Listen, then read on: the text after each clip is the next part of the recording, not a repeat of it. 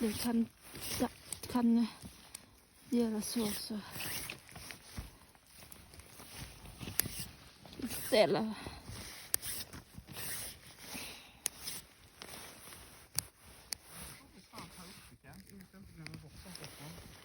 อันนี้มาดูใกล้ๆดีกว่าทุกคนใกล้มาก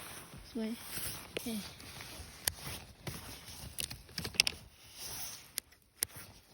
โอ้โห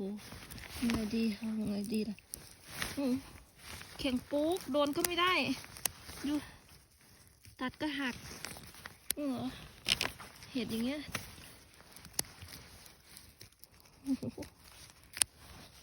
คอยโยกเอาคือเขียวคือเขียวโยกนี่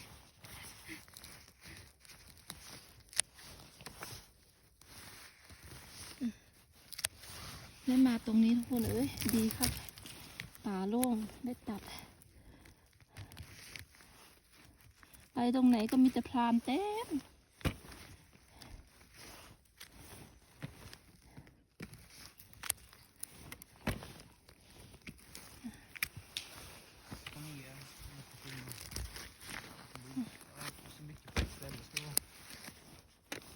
In de små men de fin jag på ändå. หลาจมมันนี่นอนไม่อิ่มมั้งVad gör du? Du?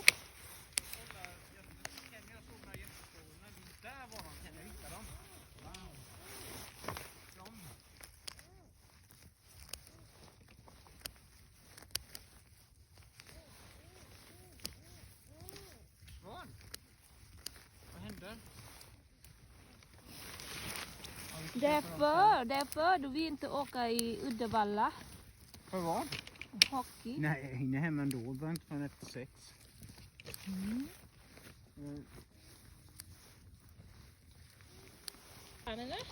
Ui. Hed ต่างบอกหลายไม่ว่าแล้วถ้าเห็ดเยอะนี่เดินดิพ่อเนี่ย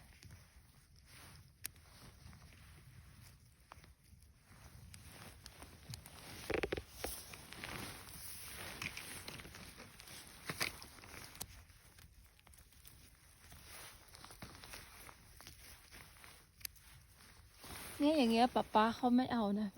นะสวยมากเอาแต่ใหญ่ๆ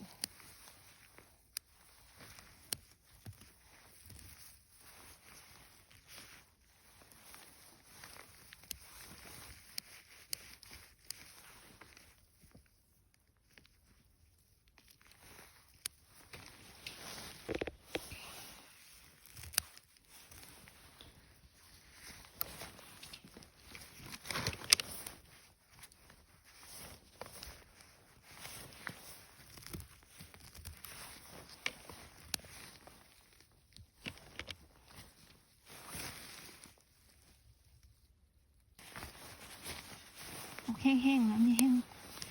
หน่อยแต่ไม่เป็นไรไม่ใช่แห้งหรอกเขาแข็งปวกเย็นฮะ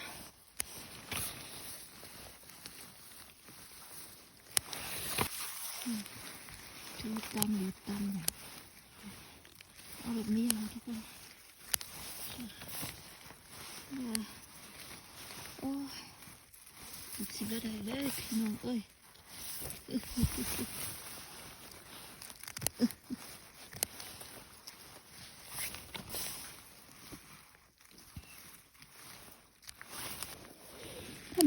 ถ้าถามว่าเก็บง่ายไหมเห็ดแข็งเนี้ยถ้าความถามแม่แป้งเป็นคนเก็บนะแต่มันแล้วแต่คนชอบนะแม่แป้งว่าเก็บยากมากเลยทุกคนเลยคือต้องค่อยๆเอาเขานะคะต้องค่อย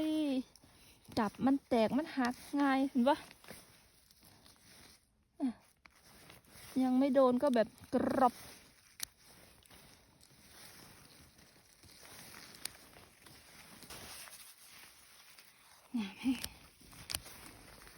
ประมาณแค่นี้กำลังพอดีนะ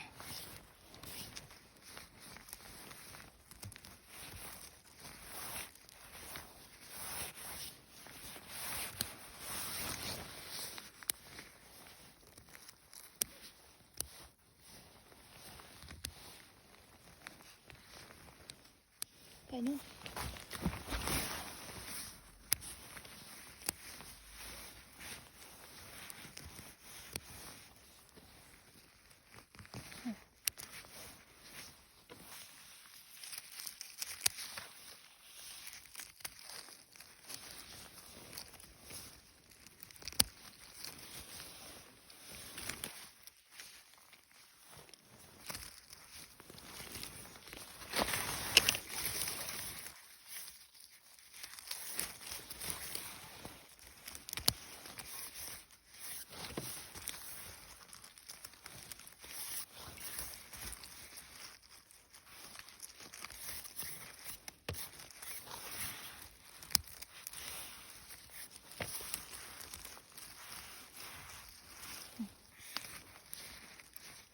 เป็นไก่แงะ คุณน้องดูดูติดดูโอ้ยตายแล้วข่อยเอ้ยนี่น่ะไอ้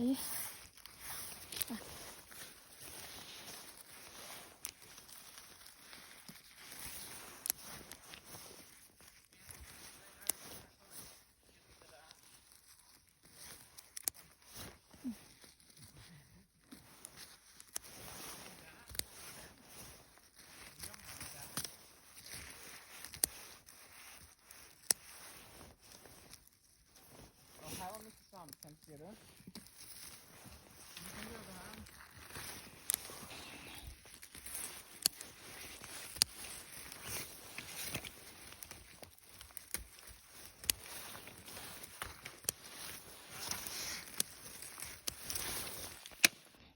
โอเคค่ะลุงป้านะอาค่ะนี่คือผลงานนะคะเดี๋ยวแม่แป้งจะเทใส่ในตะกร้านี้นะคะ